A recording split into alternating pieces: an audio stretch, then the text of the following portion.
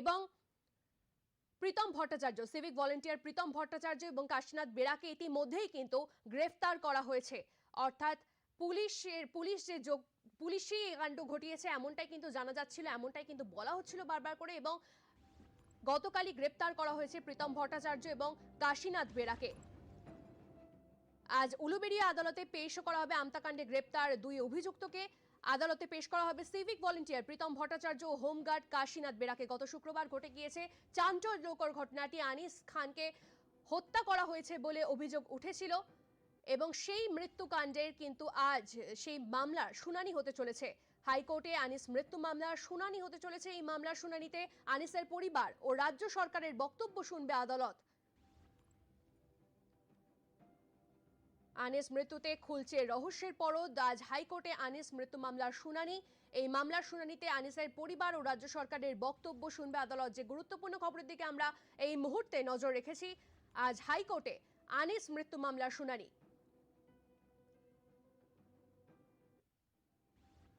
আমরা সরাসরি পৌঁছে যাব হাইকোর্টে। সেখানে উপস্থিত রয়েছেন আমাদের সাংবাদিক ষষ্ঠী চট্টোপাধ্যায়।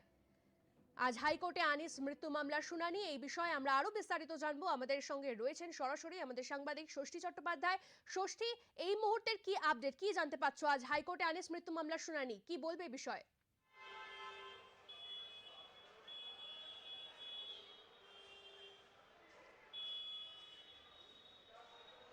দেখো, আজই আনিস খানের মৃত্যু মামলার শুনানি রয়েছে এবং কলকাতা হাইকোর্টে যে সুমোটো অর্থাৎ স্বতঃপ্রণোদিত যে মামলা দায়ের হয়েছিল সেই মামলার আজকে শুনানি রয়েছে বিচারপতি রাজাশেখর মান্থার এজলাসে।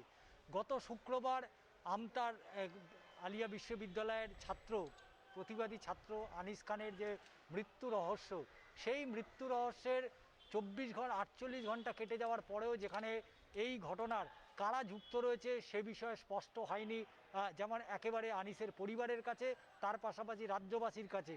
এবং তারপরেই কলকাতা হাইকোর্টের একটি নির্দেশ ছিল যে আনিসের পরিবারের কি তাদের দাবি এবং তারা কি চাইছেন সেটা লিখিত আকারে হাইকোর্টে জমা দেবে।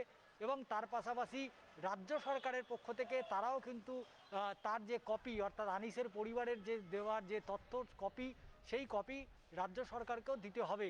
এই পর্যন্তই নির্দেশ হয়ে যাওয়ার পরেই একেবারে সোমবার সকাল থেকেই কিন্তু পুরো চিত্রটাই বদলে গিয়েছে এই আনিস খানের রহস্য মৃত্যুর ঘটনায়।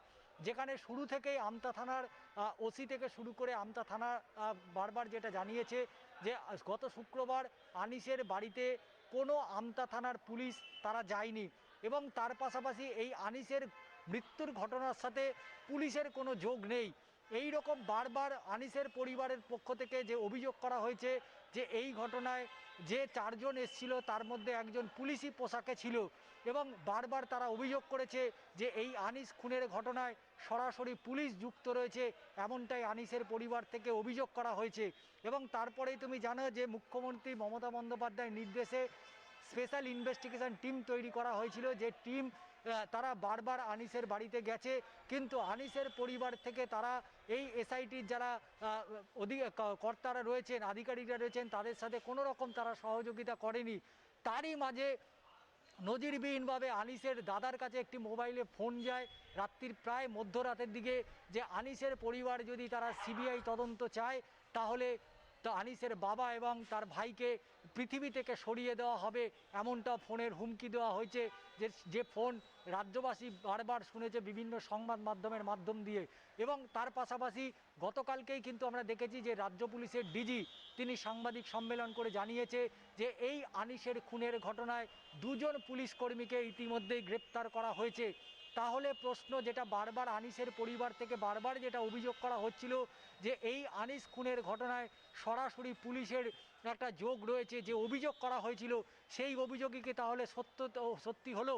এবং আনিসের পরিবার তারা রাজ্য পুলিশের তদন্তের ওপর কোনো রকম আস্থা রাখতে চাইছে না এবং প্রশ্ন তাদের পরিবারের থেকে যেমন উঠছে, তেমন পাশাপাশি কলকাতা হাইকোর্টের আইনজীবী মহলের একটা অংশ তারা প্রশ্ন করছেন, যেখানে পুলিশ এই খুনের ঘটনায় সরাসরি যুক্ত, যেখানে পুলিশকে গ্রেপ্তার করছে পুলিশ, সেই জায়গায় দাঁড়িয়ে রাজ্য পুলিশের গঠিত তদন্তকারী এই এসআইটি, সেই এসআইটি তো রাজ্য পুলিশ দ্বারাই গঠিত হয়েছে। তাহলে কেন এই রাজ্য পুলিশের ওপরে এই আনিসের পরিবার তারা কেন আস্থা রাখবে? যদিও মুখ্যমন্ত্রী মমতা বন্দ্যোপাধ্যায় বারবার বলেছেন যে স্বচ্ছ নিরপেক্ষ তদন্ত হবে এবং এসআইটি গঠন করা হয়েছে, যে এসআইটির যারা কর্তা তারা বারবার আনিসের বাড়িতে গেছে এবং গতকালকেই তুমি জানো যে এক্সিকিউটিভ ম্যাজিস্ট্রেট তিনি আনিসের বাড়িতে গিয়েছিলেন এবং আনিসের যে দেহ, সেই দেহ পুনরায় অর্থাৎ দ্বিতীয়বারের জন্য যাতে ময়না তদন্ত করা হয় সেই কারণে বারবার আনিসের পরিবারের কাছে আবেদন জানিয়েছে। কিন্তু আনিসের পরিবার একটা সিদ্ধান্তে তারা অনড় রয়েছে, তারা সিবিআই তদন্ত ছাড়া অন্য কোনো তদন্তকারী সংস্থার উপরে তারা আস্থা রাখতে পারছেন না। যেখানে পুলিশ সরাসরি খুনের সাথে যুক্ত রয়েছে, তাহলে সেই পুলিশের ওপরে কেন তারা আস্থা রাখবেন? এই প্রশ্ন কিন্তু বারবার আনিসের পরিবার থেকে তোলা হয়েছে। যদিও মামলা কলকাতা হাইকোর্টের যে নির্দিষ্ট তালিকা, সেই তালিকা অনুযায়ী 16 নম্বরে রয়েছে এই আনিস খুনের যে শতপ্রণোদিত যে মামলা, সেই মামলাতে আজকে দেখার বিষয় হচ্ছে যে রাজ্য সরকারের পক্ষ থেকে অবশ্যই তারা একটা প্রাথমিক রিপোর্ট দেবে এই আনিস যে খুনের অভিযোগ করা হয়েছে, যেখানে পুলিশের ইন্ধন রয়েছে এবং পুলিশ যেখানে সরাসরি যুক্ত রয়েছে, সেই পুলিশ তদন্ত তারা করেছে এবং তদন্তের প্রাথমিক রিপোর্ট তারা ইতিমধ্যেই প্রস্তুত রেখেছে। হয়তো মামলার শুনানিতে রাজ্যের পক্ষ থেকে সেটা আদালতে পেশ করা হবে এবং আনিসের যে মোবাইল ফোনটা আনিসের পরিবারের কাছে রয়েছে, যেটা অবশ্যই তদন্তকারী সংস্থা এসআইটি তারা চাইছেন যে সেই মোবাইল ফোনের ট্রেস করেই তারা মূল যে অভিযুক্ত তার কাছে পৌঁছে যেতে এবং তার নাগাল পেতে অবশ্যই এই মোবাইল ফোনটার প্রয়োজন রয়েছে। যদিও আনিসের বাবা স্পষ্টত জানিয়ে দিয়েছে তারা এই মোবাইল ফোন একমাত্র সিবিআই তদন্তকারী আধিকারিকদের হাতেই তুলে দেবেন। রাজ্যের যে স্পেশাল টিম তৈরি করা হয়েছে সেই টিমকে তারা এই মোবাইল ফোনটা তুলে দেবে না। এখন দেখার বিষয় এই মোবাইল ফোনটি তাহলে তারা কি কলকাতা হাইকোর্টে জমা দেবেন? এবং প্রশ্ন হচ্ছে আনিসের পরিবারের পক্ষ থেকে তারা আলাদা করে কি হাইকোর্টে তারা সিবিআই তদন্তের দাবি করবেন? অনেকগুলো প্রশ্নের উত্তর কিন্তু আজকে মিলতে পারে হাইকোর্টে বিচারপতি রাজাশেখর মান্তার এজলাস থেকে। এবং দেখার বিষয় যেখানে এই মামলার শতপ্রণোদিত, তুমি জানো যে নন্দীগ্রামের ঘটনায় যেটা কলকাতা হাইকোর্টে বার অ্যাসোসিয়েশন তারা শতপ্রণোদিতভাবে মামলা রুজু করেছিল, নন্দীগ্রামের যে সূর্যোদয় সেই মামলায় কিন্তু সিবিআই তদন্ত হয়েছিল এবং এইরকম একাধিক নজিরবিহীন ঘটনা রয়েছে কলকাতা হাইকোর্টের নির্দেশে যেখানে সিবিআই তদন্ত হয়েছে।